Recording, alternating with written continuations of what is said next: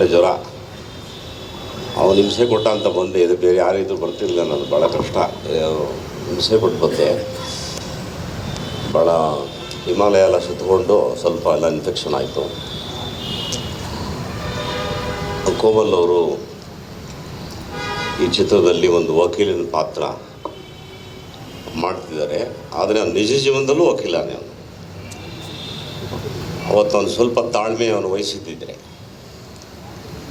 Cinema ಕಡೆ ಬರದೆ ಹೋಗಿದ್ದಿದ್ದರೆ, ಇವತ್ತು ಅವನು ಭಾಳ ದೊಡ್ಡ ಜಡ್ಜ್ ಸ್ಥಾನದಲ್ಲಿ ಇರ್ತಾ ಇದ್ದ. ಅವನ ಸ್ನೇಹಿತರು ಅನೇಕರು ಇವತ್ತು ಜಡ್ಜ್ಗಳಾಗಿದ್ದಾರೆ. ಅವನು ಬಿಕಾಸ್ ಆಫ್ ಆರ್ಟ್ ಈ ಮಿಸ್ ದಿ ಟ್ರೈನ್. ಅದು ಸುಮಾರು ಸರಿ ನಾನು ನಮ್ಮ ತಾಯಿಯವ್ರನ್ನ ಬೈಕೋತೀನಿ.